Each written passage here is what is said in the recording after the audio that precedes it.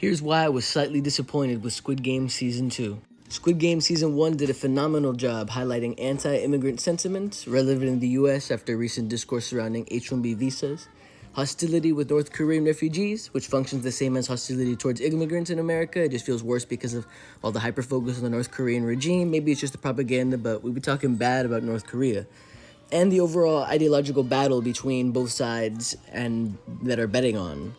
Gi-hun was a bum, a deadbeat dad, and a bad son, but ultimately did not want to hurt/harm people in order to achieve financial security. Cho Sang-woo, Gi-hun's friend from the first season, was the opposite.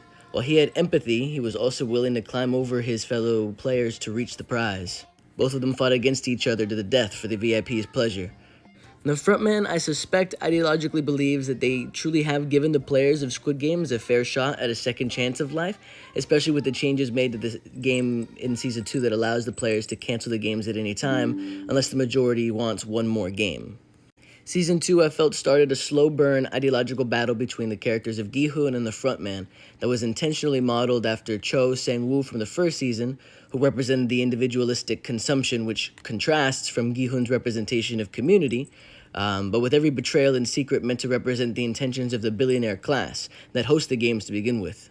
This ideological battle starts way before we even arrived at the games, in the form of the recruiter. The recruiter has a couple of amazing scenes, both in terms of displaying the ideology of those that support the game/the billionaire class themselves, and also just for the actor to cook. Notably on his own, purely for the love of the game, and for a reason we'll get back to later, the recruiter purchases a hella bread and a hella lottery tickets. He offers one or the other each to a group of homeless people, making sure they all see him visibly offering everybody the choice between gambling for a chance to come back to a life of respectable dignity and eating not even a full meal. More than just the bread not being an adequate meal supplement, it is representative of complacency. To accept the bread is to accept where you're at in life, and when you're already homeless, it would be ridiculous to not want more out of life, even at a risk. His delight at the majority of homeless people choosing the lottery tickets, he channels into stomping the remainder of the bread in front of everybody. It was done to punish them, to make them feel less than, for not only not choosing the correct option, but for not being lucky enough to have won anything from the gamble. The recruiter's ideology is rooted in believing that he is special. The recruiter represents someone who has worked within the evil part of the system and thinks that he not only had the good luck of being in a position to work for the Squid Game people, but he was lucky and skilled enough to climb high up their ladder. Later on, he plays a game to the death with Gi-hun, a classic Russian roulette. Gi-hun agrees to play by the ideological framework of game participation for prizes in order to beat the recruiter in both the game and in philosophy.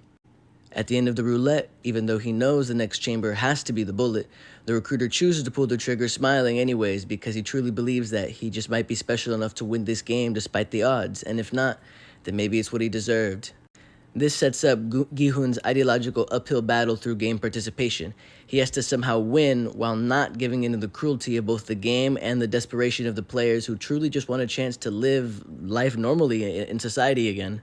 In both the instances of the bread homeless game and the Squid Games themselves, the conditions are rigged to begin with.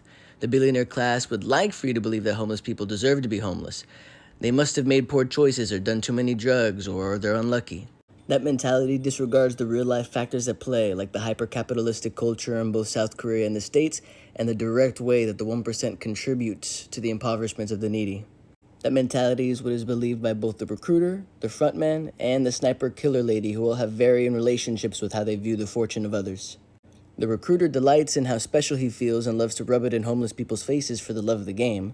The sniper killer lady feels bad about it, but feels like there's nothing she can do, and she might as well lean into it. That's what's giving her luck to begin with. The frontman defends not only the system that allows for rampant inequality, but also, I think, truly believes that the Squid Games are a genuine, kind, generous lifeline that mimics his perceived reality, that life is a zero-sum gain. One person gaining means another person suffering. This is not only an incorrect way of viewing things, but one that directly benefits the upholding of a capitalist culture that encourages people barely afloat to look the other way when they realize the horrible game we are all in. The ones who profit and are entertained both in and out of the game are the billionaire class.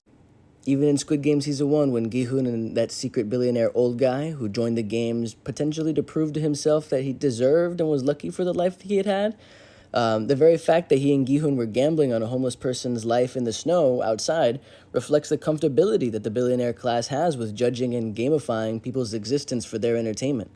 Maybe this should have been a warning to the viewer as to the comfortability Gi-hun had in readily agreeing to the game with somebody's life on the line, and he is kind of stupid for not thinking he could go help that person himself, but perhaps in order to combat the ideology of the billionaire class, Gi-hun feels he has to play it by their rules.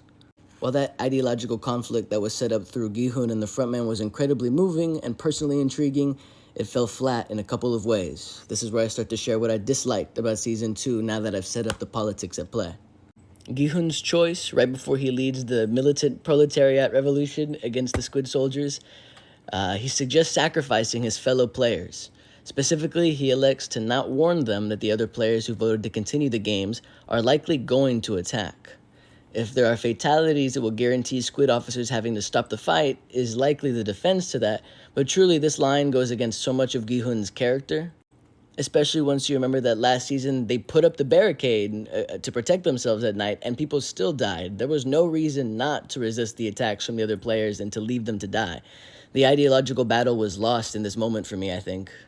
Additionally, I know that a lot of the arcs felt incomplete because they know they were going for a season 3, but that really grinds my gears because in their incomplete form, they truly don't say anything. There's little to derive out of them except for their placement within the world. The harassment of the girl Squid Game sniper was a brutal reminder of the inequalities even within the lucky system that rewards self-interested tactics.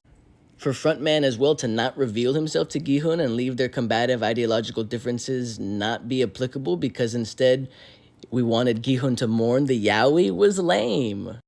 For me personally, the season became progressively lamer as it went on because I could feel that it wasn't fully committed to the really cool perspectives that it was pitting against each other. At the end of the day, the homeless people should have just killed the recruiter and divided up the bread and the lottery tickets. This real life shit ain't a game as much as billionaire class and those that glaze them want to believe it is.